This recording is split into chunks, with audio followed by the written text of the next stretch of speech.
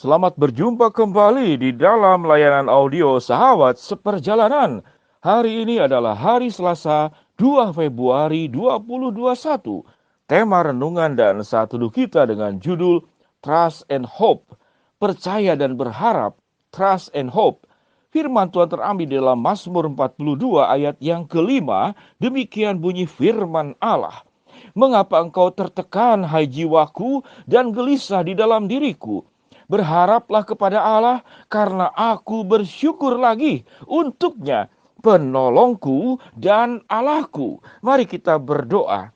Bapa yang di dalam sorga, tatkala kami berharap ternyata harapan kami tidak sesuai dengan apa yang kami inginkan, maka kami kemudian menjadi kecewa dan putus asa. Dan pengalaman itu banyak terjadi di dalam kehidupan keseharian kami. Kami ingin belajar fokus bagaimana trust and hope, percaya dan berharap kepada Tuhan yang maha sempurna, yang maha adil, yang maha bijaksana, dan yang maha kuasa. Di dalam nama Tuhan Yesus kami berdoa. Amin.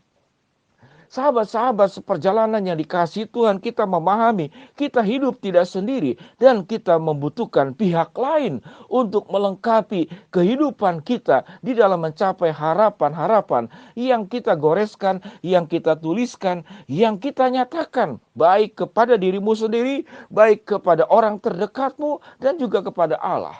Bagaimana kita bisa belajar trust and hope, bisa percaya dan berharap? Tatkala kita belajar percaya kepada manusia, tentu yang lebih cepat yang kita dapatkan respon dari yang bersangkutan.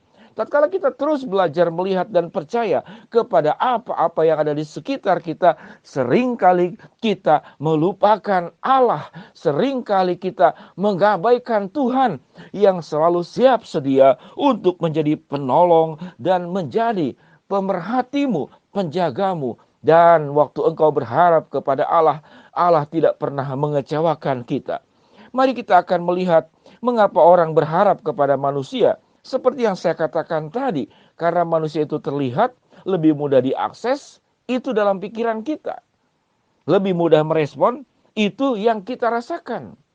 Sehingga tatkala Allah yang jauh lebih hebat, lebih luar biasa di dalam merespon, apapun yang kita harapkan menjadi terabaikan dan menjadi terlupakan.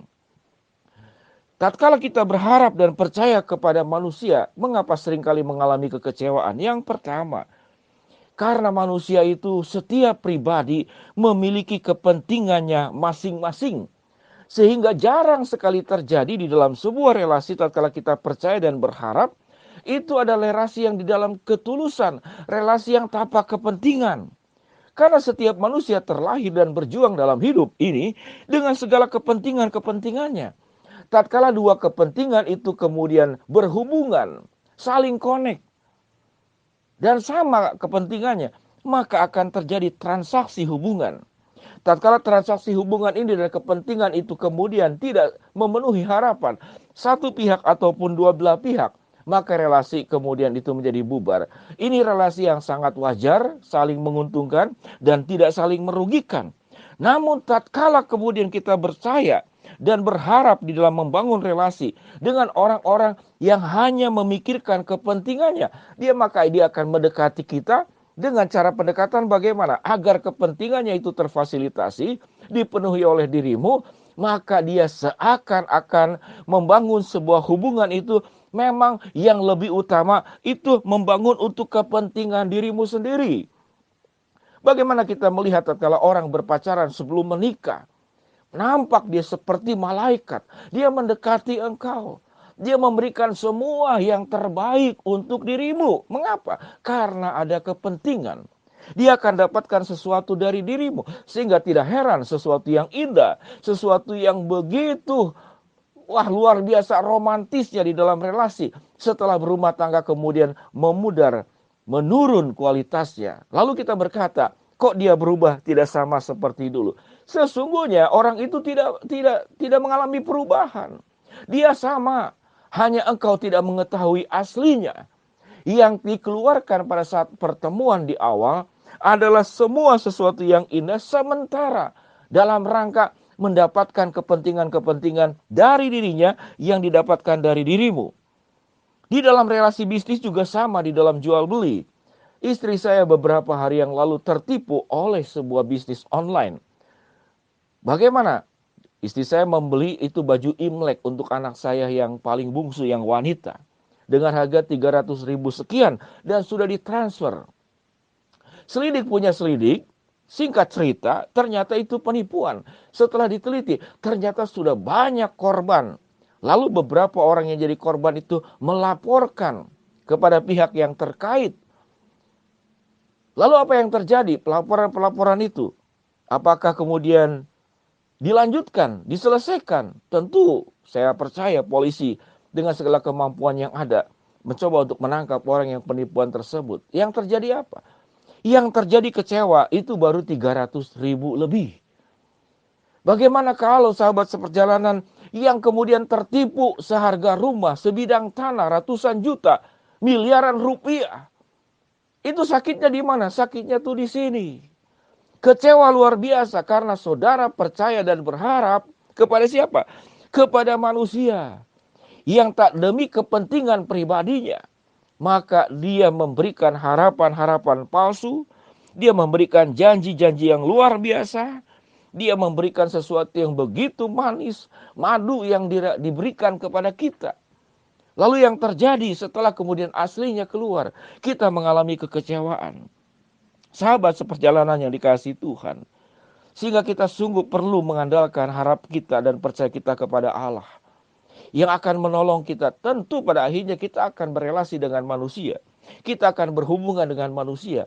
Namun berhubungan dengan manusia tentu perlu waspada, tentu perlu hitung-hitungan. Tentu kita perlu mengenal track recordnya, latar belakangnya, apa yang dilakukan olehnya sebelumnya. Sekarang sangat mudah untuk mengenal seseorang. Anda bisa melihat Instagramnya, Anda bisa melihat Facebooknya, Anda bisa melihat Twitternya, Anda bisa melihat sosial media yang dipakainya. Dan itu dipakai oleh berbagai macam perusahaan dan untuk berbagai macam kepentingan untuk menilai seseorang. Dan biasanya kita menemukan cacat-cacat di dalam kehidupan manusia. Namun Allah tidak demikian. Allah sempurna, Allah maha kasih, Allah maha adil, Allah maha kuasa. Allah tidak punya kepentingan kepada engkau. Kepentingannya hanya mencintaimu, menjagamu, menolongmu, memeliharamu, menjauhkan engkau dari segala macam bahaya. Namun seringkali kita mencurigai Tuhan. Karena mengapa? Karena apa yang kita minta itu seringkali tentu Tuhan tidak akan memberikan yang membahayakan dirimu. Tuhan tidak akan memberikan batu sewaktu engkau minta roti. Dan Tuhan tidak akan memberikan ular sewaktu engkau meminta ikan. Itu janji Tuhan. Sahabat seperjalanan yang dikasihi Tuhan, Mazmur 42 ayat yang kelima dikatakan apa? Mengapa engkau tertekan hai jiwaku dan gelisah di dalam diriku? Berharaplah kepada Allah karena aku akan bersyukur lagi untuknya, penolongku dan Allahku. Sewaktu engkau percaya dan berharap kepada manusia, engkau harus terus membuka diri bahwa ada kekecewaan yang bisa engkau alami.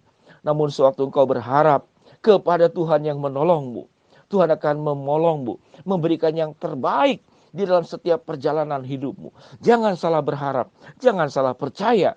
Sewaktu engkau berhubungan dengan manusia, Tuhan akan memimpin engkau. Diberikan hikmat, orang mana yang bisa dipercaya, orang mana yang bisa diharapkan, mana yang tidak bisa dipercaya, dan mana yang tidak bisa diharapkan. Jangan trust and hope kepada pribadi yang salah, jangan percaya dan berharap kepada pribadi yang salah. Allah adalah pribadi yang layak dipercaya, penolongku dan Allahku. Mari kita berdoa. Bapa yang di dalam sorga, hamba-Mu berdoa buat sahabat seperjalanan yang sedang sakit di rumah sakit maupun di rumah. Tuhan jamah, Tuhan sembuhkan. Buat sahabat seperjalanan yang sedang menghadapi kendala, kesulitan, permasalahan di dalam kehidupan, Tuhan bukakan jalan. Buat sahabat seperjalanan yang sedang yang memohon, berharap sesuatu, Tuhan yang akan mengabulkan sesuai dengan waktu dan rencanamu. Ya Tuhan, pulihkan setiap sahabat seperjalanan yang mengalami kekecewaan karena penipuan, karena fitnah, karena diberikan janji yang kemudian tidak ditepati. Biarlah tidak terus fokus kepada manusia, namun fokus kepada Allah. Ia akan memulihkan kehidupan sahabat seperjalanan dan kemudian diberikan hikmat bijaksana tatkala kemudian berhubungan dengan pribadi-pribadi lain. Tuhan akan menolong, memilah, mana yang bisa dipercaya dan mana yang tidak bisa dipercaya. Di dalam nama Tuhan Yesus kami berdoa. Amin. Shalom sahabat seperjalanan yang dikasihi Tuhan. Tetap percaya dan berharap hanya kepada Allah. Amin.